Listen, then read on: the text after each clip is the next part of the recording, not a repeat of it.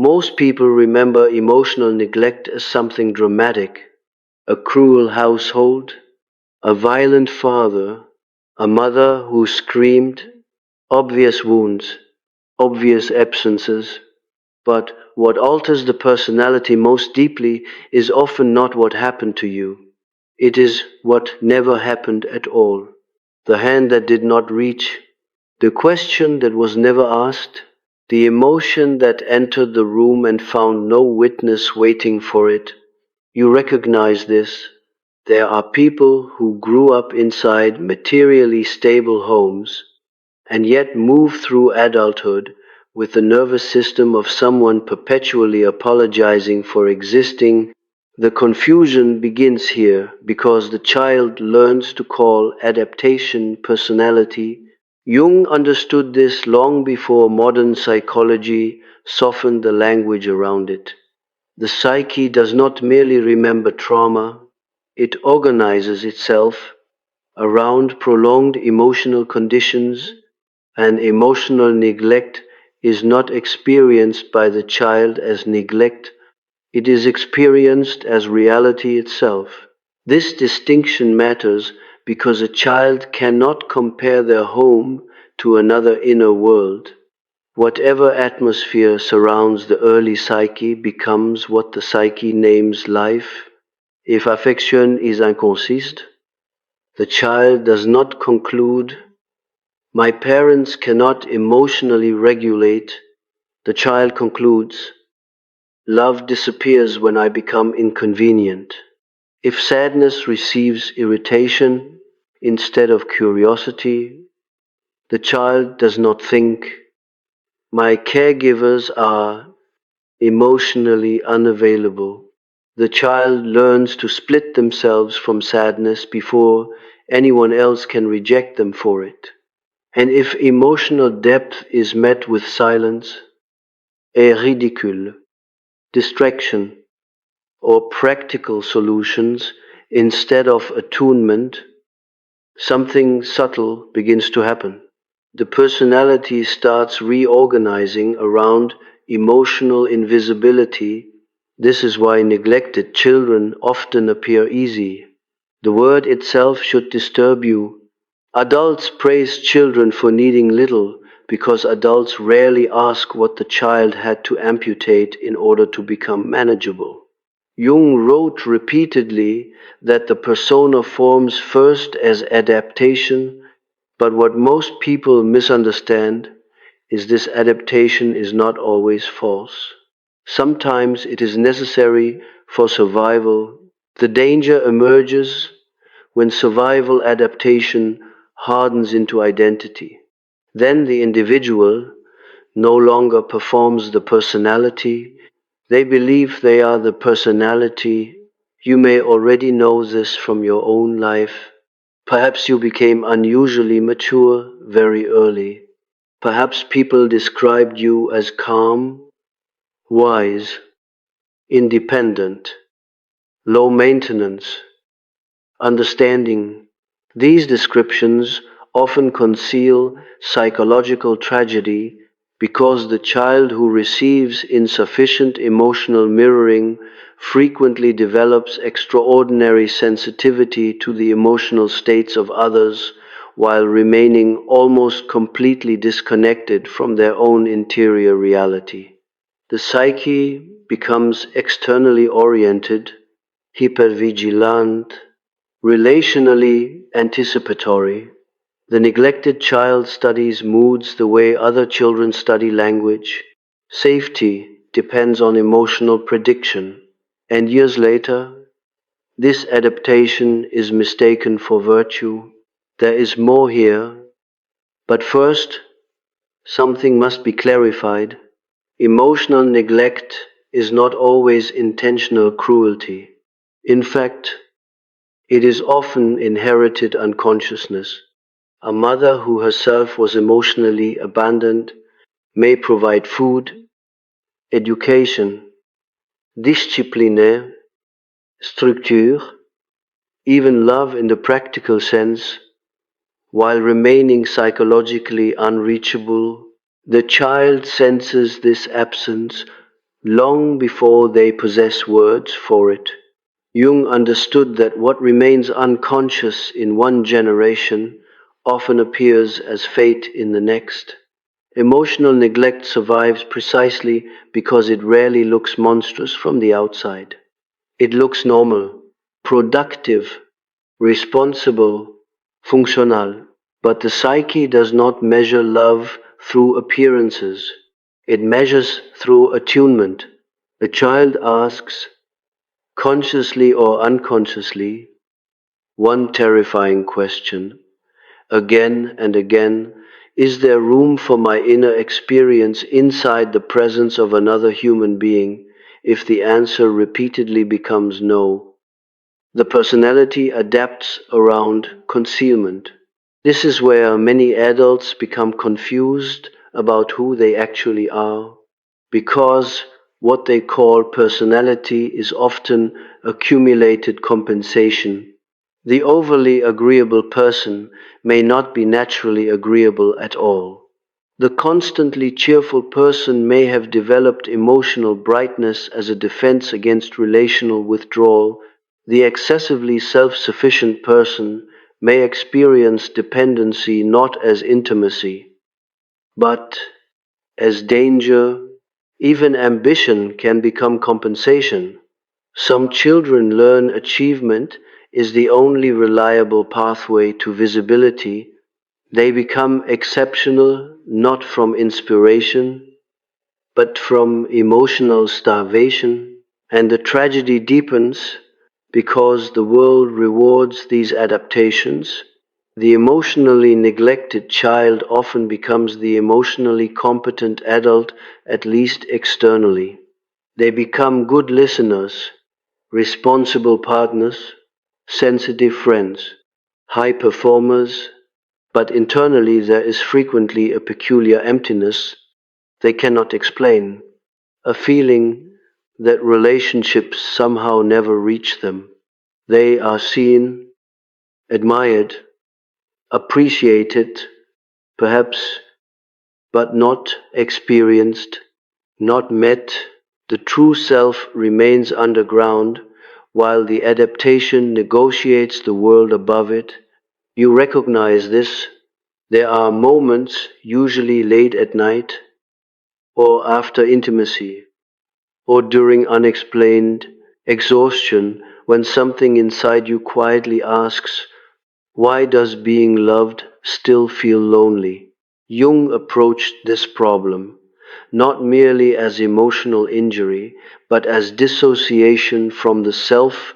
The neglected child becomes alienated from spontaneous emotional truth because truth endangered attachment. This is crucial. The child does not repress emotion randomly. They repress whatever threatens relational survival. Anger becomes dangerous if caregivers withdraw from anger. Need becomes dangerous if need produces shame. Sensitivity becomes dangerous if sensitivity burdens emotionally immature parents. And eventually, the personality develops an internal court system where certain emotions are allowed citizenship while others are exiled. This creates what many adults mistakenly call emotional numbness, but numbness is rarely absence. It is prohibition. The psyche has simply learned that some emotions cannot safely enter consciousness. In Aeon, Jung returned repeatedly to the problem of the shadow, not as abstract darkness, but as moral and psychological disownedness. Emotional neglect creates shadow material in unusual ways because the rejected qualities are often profoundly human rather than socially unacceptable. Tenderness, dependency, grief, desire for reassurance, longing to be protected. The neglected individual frequently experiences shame around perfectly ordinary emotional needs because those needs encountered emptiness too many times. So the adult becomes divided against themselves. One part continues performing strength, another remains frozen at the age emotional abandonment became normal. And this split produces one of the strangest experiences in adult life. You become deeply compassionate toward others while remaining internally ruthless toward yourself. The neglected child learns empathy before selfhood. This is why emotionally neglected adults often enter relationships where they overfunction psychologically. They monitor emotional climates constantly. They anticipate needs before they are spoken. They become containers for other people's instability. Because this pattern feels familiar, Jung understood that repetition compulsion is not stupidity. It is the psyche attempting to return to unresolved territory in search of a different ending.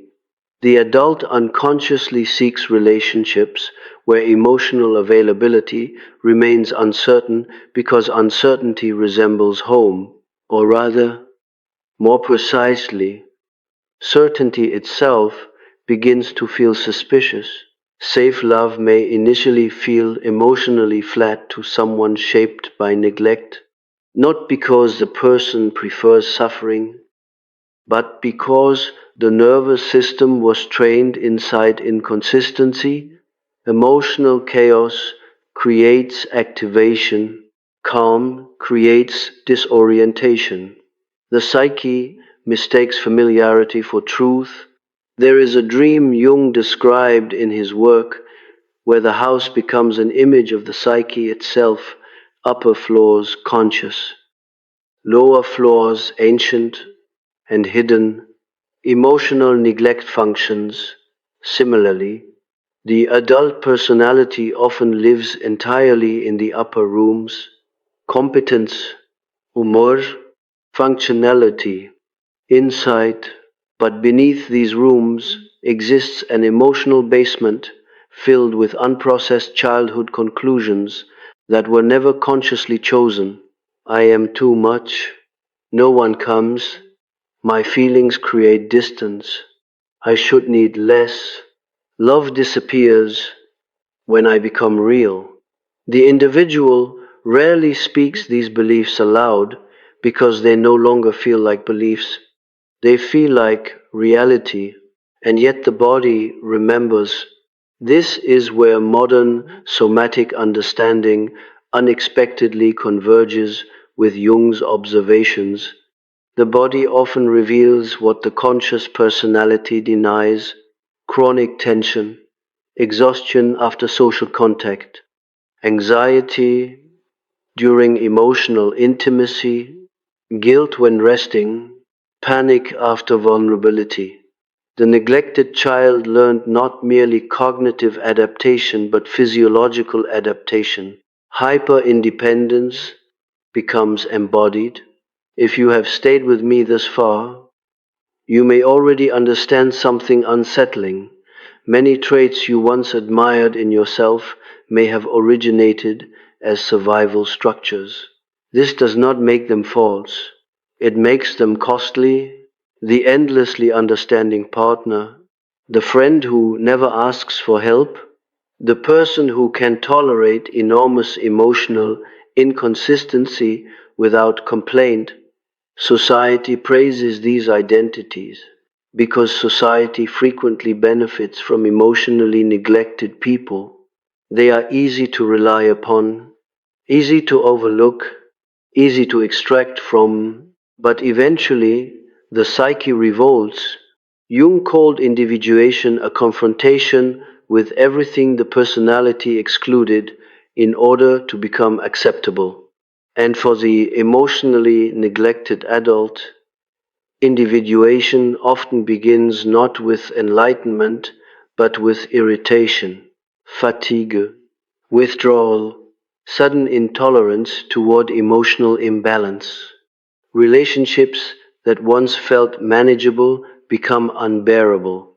The personality starts losing the ability to continue performing accommodation at previous levels. This phase is often misdiagnosed as selfishness. In reality, Something deeper is occurring. The abandoned parts of the psyche are demanding re entry into consciousness. You begin noticing how often you silence yourself, how quickly you minimize hurt, how reflexively you read others before reading yourself, how difficult it feels to identify your own needs without guilt, and perhaps most disturbing of all, you begin recognizing how much of your identity formed around emotional absence rather than emotional truth. This recognition can produce grief so intense it initially resembles depression. Because the adult is not merely mourning childhood pain, they are mourning the personality constructed in response to it. The false self was adaptive. It protected attachment, it kept life functioning, and now the psyche asks you to examine it without hatred, but without illusion. That is difficult work, especially because emotional neglect leaves very little visible evidence. People with obvious trauma histories often possess narratives that explain their suffering. Neglected individuals frequently possess confusion instead. My parents loved me. Nothing terrible happened. Others had it worse. These statements may all be true while still concealing profound emotional deprivation. The psyche measures not only what wounded it, but what nourished it insufficiently. A plant does not need violence to grow distorted. Absence is enough, and this is why emotionally neglected adults often struggle to trust their own perception. The wound is subtle, atmospheric, difficult to prove.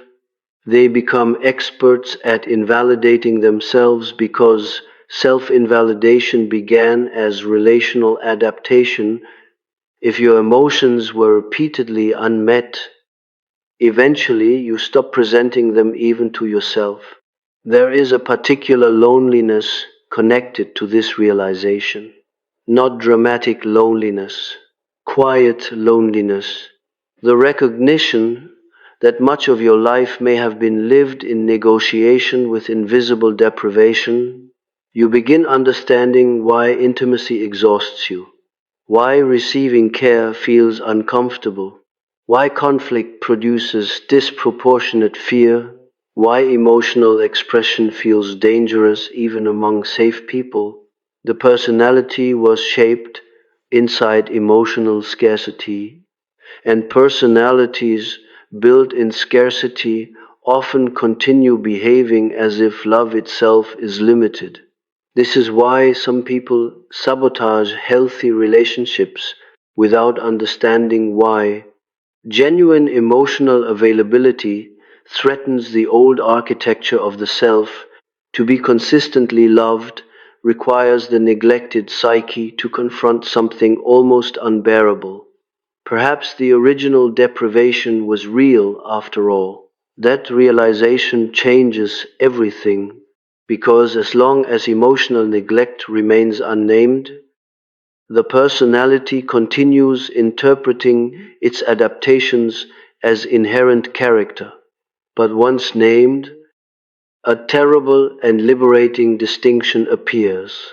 You begin seeing which parts of yourself emerged from essence and which emerged from survival. Jung believed psychological growth requires suffering consciousness, not suffering alone, conscious suffering, the ability to hold painful recognition without fleeing into denial or inflation. Emotional neglect often forces precisely this confrontation. You must eventually ask whether your personality reflects your nature or your adaptation to emotional absence. Most people avoid this question their entire lives because the answer destabilizes identity, and yet something in you already knows the exhaustion, the over accommodation, the fear of burdening others. the inability to relax inside affection. These are not random flaws. They are psychological history made visible through behavior. The child who learned emotional invisibility became an adult who disappears inside relationships. But what Jung understood, and what modern culture still resists understanding, is that healing does not begin by becoming someone new. It begins by recognizing who was forced underground in order for the adaptation to survive. The neglected self is often still there, waiting, not demanding perfection, only recognition. And recognition changes the psyche more deeply than performance ever could. The personality built around emotional absence can survive for decades: successful career, stable relationships, functional routines. But eventually, the unconscious begins pressing upward through symptoms: exhaustion, resentment, dreams, bodily reactions, strange emotional collapses. The psyche refuses permanent exile of the authentic self. This is not dysfunction. It is attempted restoration. The emotional neglect you called normal did not merely hurt your feelings, it altered your relationship to intimacy, need, identity, conflict, embodiment, desire, rest, and self-perception. It became architecture, but architecture can become visible, and once visible, it can no longer fully govern you from the dark. The neglect has been named, the personality can no longer remain mistaken for the self. There is a moment in psychological development that Jung understood with unusual precision, though modern culture often reduces it into therapeutic slogans. The moment is not when you discover you were wounded. Most people already know this in some vague and survivable way.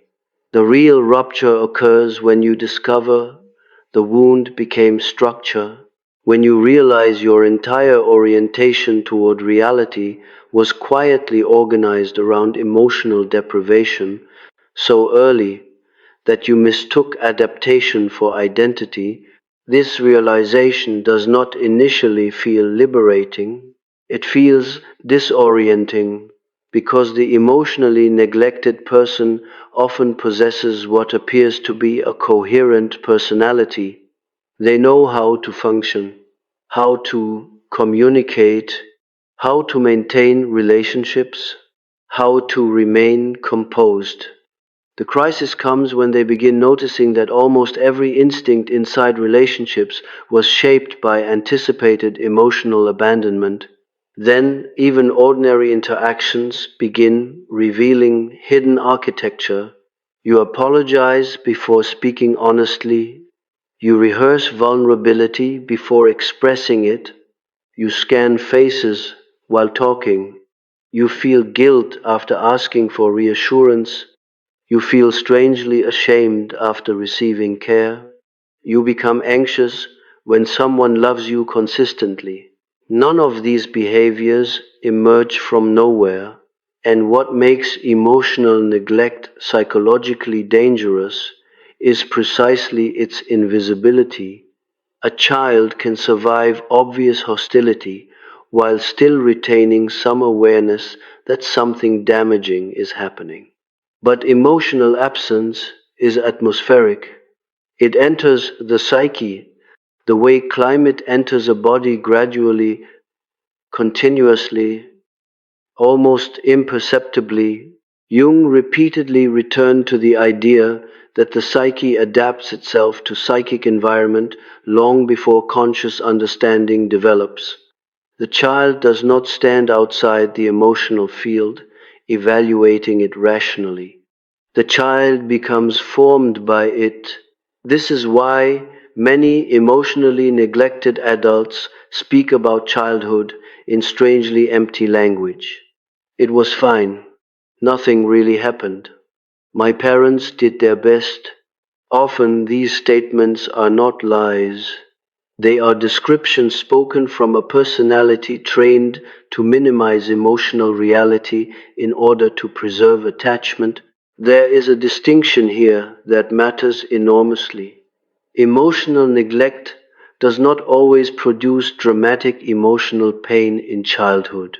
Sometimes it produces emotional absence, and absence can be far more psychologically confusing than overt injury because the child develops around what is missing without knowing it was ever supposed to exist. A child who was never emotionally mirrored often becomes an adult unable to recognize their own emotional state without external confirmation. You recognize this. Someone asks how you feel, and your first instinct is not inward awareness but analysis. You search for the acceptable answer, the coherent answer, the non burdensome answer. Sometimes you genuinely do not know what you feel until hours later. After solitude returns, this delay between experience and emotional recognition is not personality quirk, it is adaptation. The neglected psyche survives through external orientation. Jung saw something profound in patients whose personalities were excessively organized around social accommodation. Beneath compliance, he often found not harmony but dissociation. The individual becomes so practiced at perceiving others that their own emotional reality grows dim from disuse, and eventually a peculiar inversion occurs. They trust other people's interpretations of them more than their own direct experience. This creates adults who are highly perceptive yet deeply uncertain about themselves. They can detect tension in a room instantly. They notice subtle emotional shifts in others. They understand unspoken dynamics intuitively. Yet they struggle to answer simple internal questions. What do you want? What hurts you? What feels safe? What do you actually feel? The tragedy is not lack of intelligence, it is lack of uninterrupted emotional existence. The child who repeatedly encountered emotional unavailability learned that maintaining connection required self-editing, and self-editing, when prolonged for years, becomes automatic. Jung might have described this as an overdeveloped persona functioning at the expense of the living psyche beneath it. But there is another layer modern discussions often miss. Emotionally neglected children frequently develop extraordinary moral sensitivity. This is not accidental. When emotional security depends on maintaining relational stability, the child becomes acutely aware of emotional consequences. They begin managing emotional climates instinctively. They become careful, considerate, responsible, not necessarily because these traits arise naturally, but because unpredictability trained them into vigilance. This is why many emotionally neglected adults feel irrational guilt even during ordinary self protection. Boundaries feel morally dangerous because the nervous system associates relational disruption with emotional survival threat. Saying no can feel physically unsafe. Disappointing others can produce disproportionate anxiety. Anger becomes terrifying, not because anger itself is wrong, but because anger historically threatened attachment, and so the adult personality becomes organized around emotional prevention. Prevent conflict, prevent disappointment, prevent abandonment, prevent burdening others, prevent emotional unpredictability, the individual begins living defensively inside relationships.